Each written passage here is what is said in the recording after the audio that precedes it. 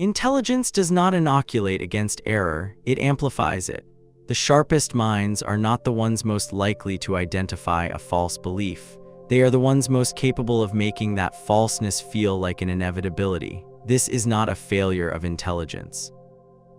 It is intelligence performing exactly as designed, optimizing for coherence, not correctness. And coherence, once achieved, becomes indistinguishable from truth. Most people assume beliefs are selected, evaluated for weight, tested for density. They are not. Beliefs arrive. They take root through exposure, repetition, and the quiet need for social safety.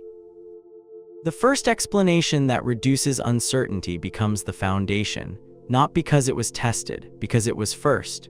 The mind does not treat early arrivals and late arrivals equally. The first belief becomes the lens. Everything that follows is evaluated against that lens. Supporting evidence feels like discovery.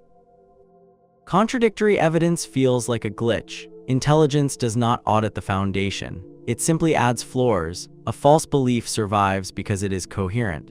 The brain cannot distinguish between internal consistency and external accuracy. Both produce the same physical sensation, the quiet hum of a system where every piece fits. Clarity, that sensation is the trap. Consider the surgeon who ignores the mounting symptoms of a post-operative infection.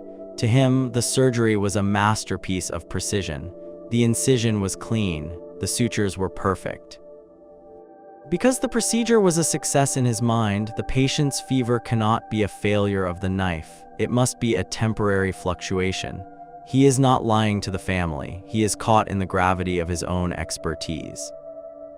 The beauty of his work has blinded him to the reality of the patient's body. An intelligent mind can build a flawless narrative on a broken premise and never notice the void, because the story works. She believes the belief because the architecture around it is beautiful. Not because it is correct. When intelligence shifts into advocacy, it stops weighing evidence.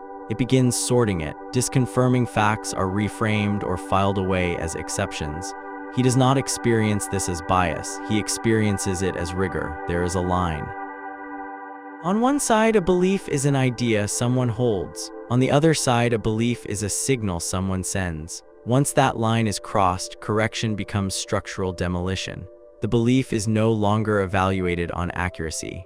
It is defended on necessity. The belief does more than explain the world. It explains the person. At this depth, the mind stops asking questions and begins calculating cost. It runs a silent, high-speed simulation of its own collapse. It weighs the incoming fact against the survival of the self and finds the fact wanting. It is not a search for truth. It is a structural reinforcement of the I. The smarter someone is, the more efficiently they detect threats to beliefs that protect identity. Evidence against it is no longer information. It is aggression. And aggression triggers defense, not reflection. He does not reject evidence because it is weak. He rejects it because accepting it would require becoming someone else. The mind will not volunteer for that. The question intelligence answers is not what is true. The question is what must be true for everything else to hold. Whatever answer that question produces, intelligence will defend. Because that answer is load-bearing. Remove it and the structure collapses. So intelligence does not remove it, it reinforces it.